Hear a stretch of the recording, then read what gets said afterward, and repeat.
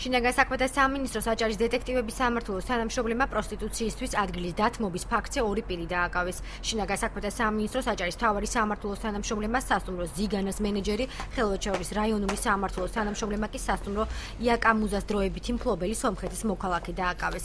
ორივე სასტუმრო ბათუმში გონიოს დასახლებაში მდებარეობს. ხელვაჩაურის რაიონული პროკურორის განცხადებით, მსგავსი ბრალდებით წლის განმავლობაში ხელვაჩაურის რაიონული სამმართველოს თანამშრომლებმა 3 პიროვნება დააკავეს.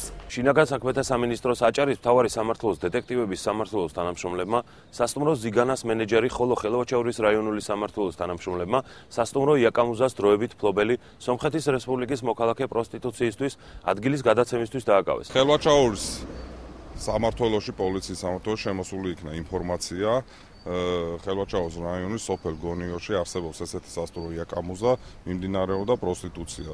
შესაბამისად გატარდა საგამოძიებო მოქმედებები და ამა წლის 9 ივნის დაკავებული იქნა ბრალდებული სახით სომხეთის მოქალაქე ანახით ალავერდიანი, რომელიც ამჟამად იმყოფება დროებით დაკავების იზოლატორში, მიმდინარეობს გამოძიება.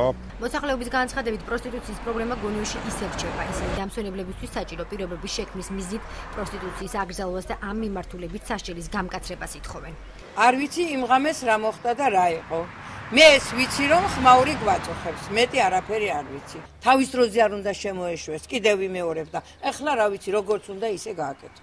არც ერთმა ბინაში რომ არ მიიღონ, მაგით მე მგონია რაღაცა ეშველება. სხვანაირად იმის თავშესაფარი აღარ იქნებიან მაგით. პროსტიტუციის ხელშეწყობის მოტივით რამდენიმე თვის წინ რამდენიმე სასტუმროს მფლობელი დააკავეს, თუმცა აღნიშნული პირები მალევე გაათავისუფლეს. რამა შავაძის განცხადებით აღნიშნული ბრალდება ნაკლებად მძიმე დანაშაულის კატეგორიას მიეკუთვნება და ფულად ჯარიმასთან ერთად პირობით მსჯავრს ითვალისწინებს. თავისუფლების აღკვეთის შეფარდების შემთხვევაში პირის ნასამართლეობას და სხვა ფაქტორებს ითვალისწინებენ. აღნიშნული დანაშაული ნაკლებად მძიმე კატეგორიის დანაშაულს მიეკუთვნება და გათვალისწინებული იყო ბრალდებულების პიროვნებებიც. მათ გარდა ჯარიმის დაეკისრათ ასევე პირობითი მსჯავრიც.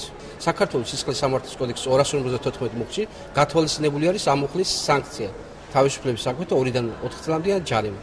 შესაბამისად, აღნიშნული სანქციის ფარგლებს ითვალისწინებს როგორც პროკურატურა, ესევე ითვალისწინებს სასამართლო. თუ კი მოხდება გამკაცრება აღნიშნული სასჯელის, შესაბამისად ადეკვატური იქნება რეაგირება. პროსტიტუციისთვის ადგილის გადაცემის ბრალდებით აჭარაში ბოლო 1 წლის განმავლობაში 16 ობიექტი დაჯარიმდა. მფლობელებს ასევე პირობითი მსჯავრი დაეკისრათ და გამოსაცდელი ვადა მიეცათ.